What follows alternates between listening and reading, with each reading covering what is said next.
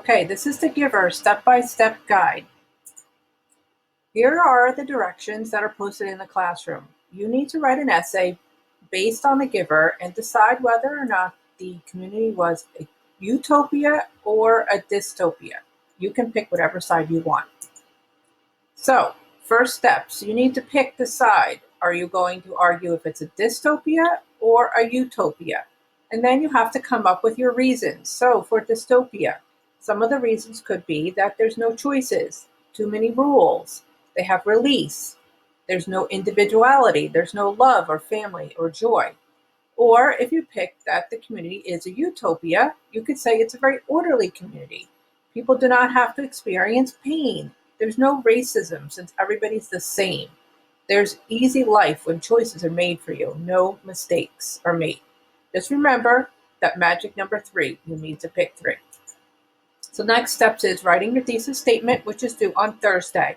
Thesis statement, if it's a dystopia, you could just simply say the community in the Giver is a dystopia. Or if you wanted to make a little bit longer thesis statement, you could have the community in the Giver is a dystopia due to, and then you have your 3 reasons listed. Same with utopia. The community in the Giver is a utopia. The community in the Giver is a utopia due to, and your 3 reasons. Then you start your first paragraph, which is your introduction. First sentence is your hook. Remember HATMAT. Second sentence, include author and title. You need a gist of the story, and then you need your reasons and your thesis statement. Second paragraph, which is your first body paragraph. In this essay, you can either focus on the time in the story, so all your paragraphs are based on the beginning, middle, and end of the story, or you can base your paragraphs based on your reasons. So one whole paragraph would be about choice, one whole paragraph would be about release, etc. Just remember, first sentence needs to be an intro sentence. You need to cite, explain, and then you need a closing sentence. Same with the next 2 paragraphs, focusing on your evidence, citing and explaining, cite, explain, and then a closing sentence. Then we get to the counterclaim, paragraph 5. This might be something new for some of you.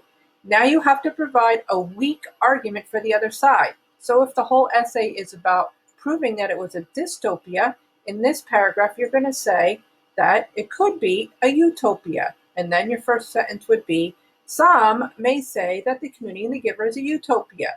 Then you have a couple of pieces of evidence to support that. And then your last sentence would be, even though there's evidence to support the community in the Giver being a utopia, the evidence overwhelmingly supports the opposite. The community in the Giver is a dystopia. That would be your counterclaim. Don't forget about a concluding paragraph. You're wrapping up your argument. First sentence, you're restating your thesis. Second to fifth sentence, you're summarizing your evidence. Nothing new is added. And then your last sentence is a call to action. Don't forget about MLA format. We've done a lot of practice with this. Also, don't forget to use transition words. We're going to post some in the classroom. Good luck.